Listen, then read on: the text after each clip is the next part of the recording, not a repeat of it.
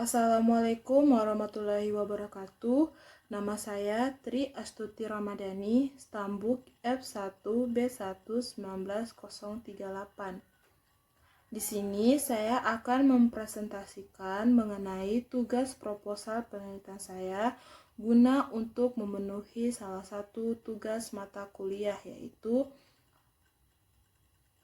mata kuliah metode penulisan ilmiah. Adapun judul proposal penelitian saya yaitu pemodelan pemanas air energi surya menggunakan kolektor pipa paralel di Kota Kendari. Bab 1 pendahuluan di sini ada 4 poin. Yang pertama latar belakang, yang kedua rumusan masalah, yang ketiga tujuan penelitian, dan yang keempat manfaat penelitian. Masuk ke poin yang pertama yaitu latar belakang. Latar belakang saya ini yaitu mengenai tentang energi terbarukan.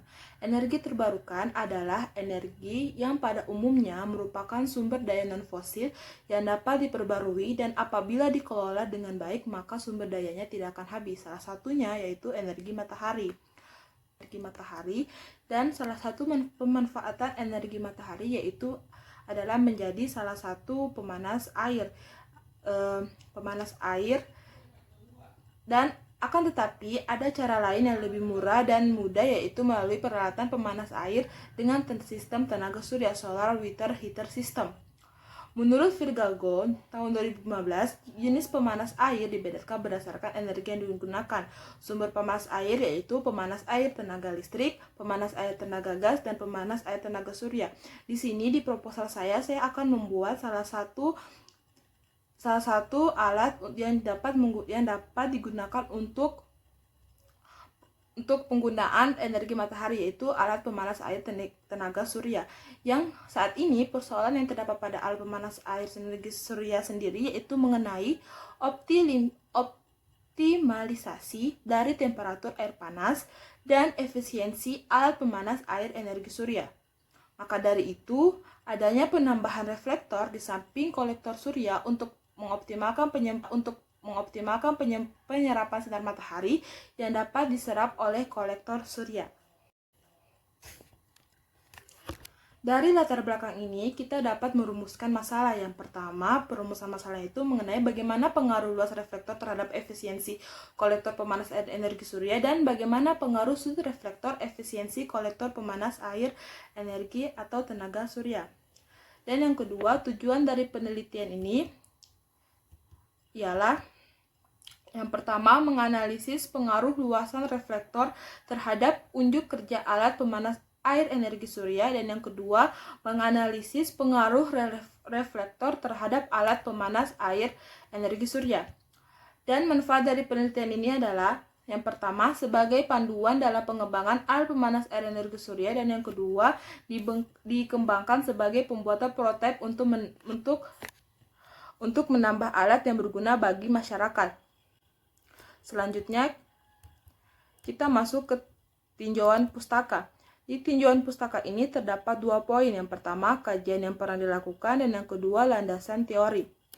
Untuk kajian yang pernah dilakukan, terdapat 3 penelitian yang pernah melakukan mengenai pemanas air tenaga surya ini. Yang pertama itu penelitian dari Kim dan So pada tahun 2007. Penelitian Kim dan So ini pada tahun 2007 adalah penelitian yang mengenai kinerja termal solar kolektor pipa kaca dengan variasi bentuk absorber yang menunjukkan bahwa kinerja termal banyak dipengaruhi oleh bentuk absorber, sudut datang iradiasi cahaya, dan konfigurasi pipa. Yang kedua dari penelitian Selmi dan kawan-kawan pada tahun 2008, yang dimana mereka melakukan simulasi untuk solar kolektor dengan plat datar menggunakan CVD, Computational Fluid Dynamics, yang dimana kinerja kolektor dievaluasi dengan mengamati distributor temperatur di dalamnya dengan dan tanpa aliran air bersirkulasi. Temperatur yang diperoleh lebih tinggi, dan hal inilah yang disebabkan adanya fenomena perpindahan panas konveksi secara paksa. Yang ketiga, penelitian dari NR Ismail pada tahun 2006 mengenai pengaruh pelat penyerap ganda model gelombang dengan penambahan reflektor terhadap kinerja solar water heater sederhana. Penelitian ini bertujuan untuk membandingkan kinerja pelat penyerap ganda model gelombang dengan penambahan reflektor dan tanpa reflektor. Penelitian ini diperoleh bahwa solar heater pelat ganda dengan penambah reflektor dapat meningkatkan nilai efisiensi panas rata-rata, sedangkan nilai efisiensi penyerapan panas rata-rata solar water heater pelat penyerap model gelombang tanpa reflektor akan lebih rendah daripada yang menggunakan penambahan reflektor. Selanjutnya, landasan teori. Sistem sirkulasi pemanas air energi surya merupakan sebuah rangkaian pemanas air yang terdiri dari berbagai komponen pemanas air untuk menghasilkan air panas yang secara konstan dan secara alami. Dalam pemanas air, untuk menghasilkan air panas yang konstan terdapat 3 cara, yaitu secara konduksi, konveksi, dan radiasi. Dan untuk penelitian ini, yaitu pemanas air tenaga surya menggunakan pipa kolektor menggunakan konveksi, menggunakan perpindahan panas secara konveksi. Dan konveksi itu terbagi atas 2, yaitu konveksi alamiah dan konveksi secara paksa. Konveksi dikatakan secara paksa dikarenakan perpindahan panasnya terjadi akibat bantuan dorongan sebuah blower atau lainnya, sedangkan dikatakan secara ilmiah jika perpindahan panas tersebut oleh perbedaan massa jenis yang pada umumnya perpindahan panas secara konveksi dapat dinyatakan dengan persamaan hukum Newton, yaitu Q sama dengan H kali A, yang dimana T awal dikurang T akhir. Kita sudah membahas poin yang pertama, yaitu mengenai konveksi paksa. Yang kedua, efisiensi sirip.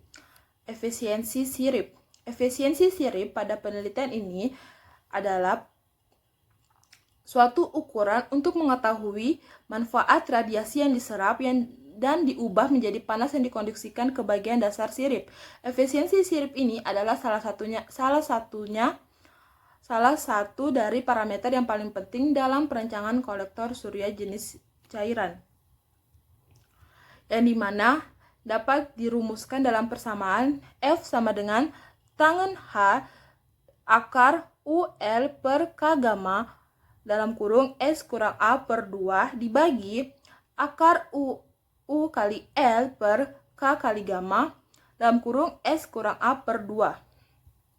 Selanjutnya yang poin ketiga, yaitu faktor efisiensi. Faktor efisiensi adalah faktor yang dimana kita dapat mengurangi kerugian panas yang menjadi minimum dan memperoleh fluida untuk sirip dengan lebar S yang akan mencapai maksimum. Faktor efisiensi dapat dihitung menggunakan persamaan yang dimana UL koefisien kerugian panas total dan S jarak antar pipa D diameter merupakan efisiensi sirip. Konduksi perekat CB sama dengan KB H konveksi. H merupakan koefisien konveksi fluida, W sama dengan M pangkat 2 kali K dan D merupakan diameter dalam pipa. Rumus dapat dirumuskan menjadi F aksen sama dengan 1 per UL per S dalam kurung 1 per UL dalam kurung S kurang D dikali V tambah D ditambah 1 per KB per I ditambah 1 per H V dek I. Faktor yang keempat itu faktor pelepasan. Panas faktor pelepasan merupakan perbandingan antara energi berguna yang dikumpulkan terhadap energi yang mungkin dikumpulkan. Persamaannya ialah Fr sama dengan G dikali Cp per UL Fi kurung karawal 1 dikurang EXP kurang UL F aksen per G dikali Cp. Kemudian yang terakhir, efisiensi kolektor. Efisiensi kolektor dapat dihitung menggunakan persamaan yang dimana pada efisiensi kolektor ini Fr dan UL biasanya konstan dalam daerah kolektor dan persamaannya yaitu neta sama dengan Fr dalam kurung tau kali alfa kurang Fr kali UL dalam kurung Ti dikurang T alfa dikurang GT di per GT. Yang selanjutnya Yang selanjutnya itu bab 3 atau metode penelitian. Di metode penelitian ini adalah metode yang digunakan yaitu pemodelan, yang dimana metode penelitian diawali dengan studi literatur dari jurnal pemanas air energi surya yang pernah dilakukan sebelumnya, dan pada pemodelan ini dibuat sebuah alat pemanas air energi surya menggunakan kolektor tipe pipa paralel dengan posisi tangki horizontal. Setelah tangki dibuat, maka tangki akan diuji untuk mengetahui apakah ada kebocoran pada tangki yang dibuat. Tujuan hal ini agar debit aliran tetap sama dan tidak adanya pengaruh perubahan temperatur pada kolektor dan bak penampung air. Seperti ini contohnya, dan sumber dari yang saya ambil dari sumber jurnal. Selanjutnya lokasi penelitian. Lokasi penelitian ini akan ada di Lab Fisika Dasar Universitas Halu Oleo Kendari dengan menggunakan alat dan bahan yang berada di lab tersebut. Dan yang kedua itu variabel. Variabel penelitian adalah suatu hal yang berbentuk apa saja yang ditetapkan oleh peneliti untuk dipelajari sehingga diperoleh informasi tentang hal tersebut, kemudian ditarik kesimpulannya. Di dalam variabel terdapat dua variabel. Yang pertama variabel bebas dan variabel terikat.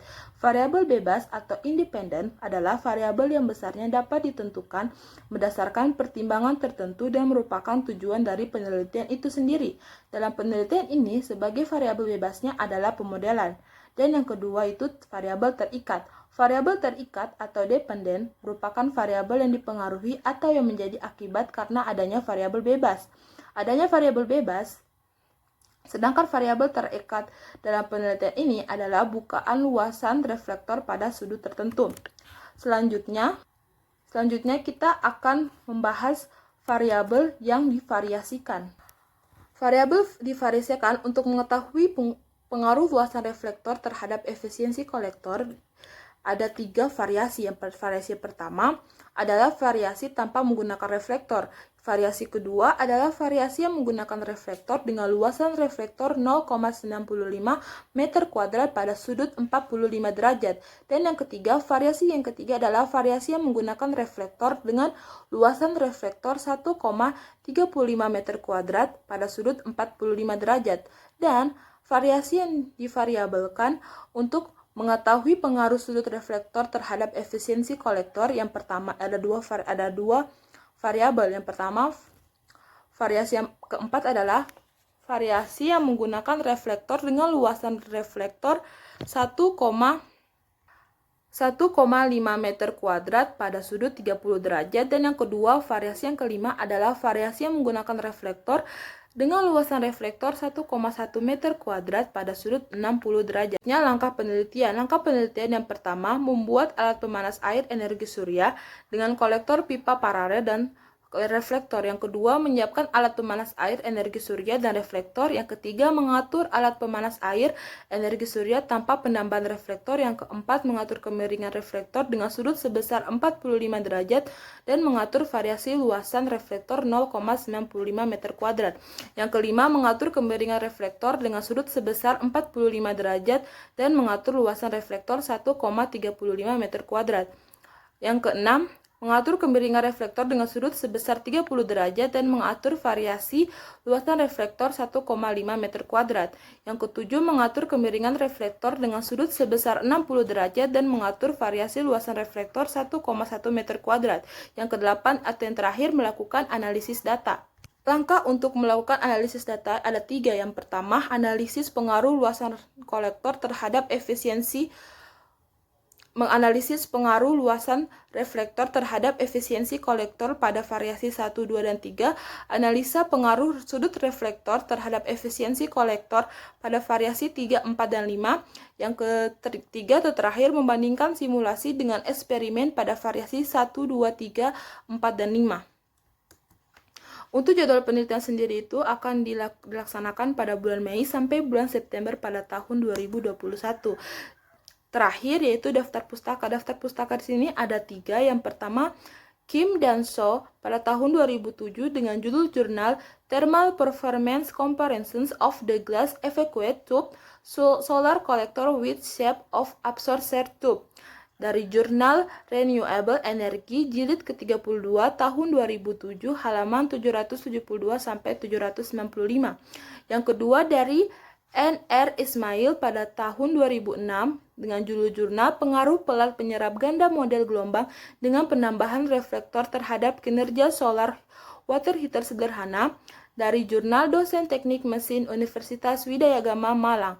Yang terakhir dari Selmi pada tahun 2008, judul jurnal Validation of CVD Simulation for Flat Plate Solar Energy Collector dari jurnal Renewable Energy jilid 33 tahun 2008 halaman 383 sampai 387. Itu saja yang mungkin saya dapat sampaikan, kurang lebihnya mohon dimaafkan. Billahi taufiq wal hidayah. Wassalamualaikum warahmatullahi wabarakatuh.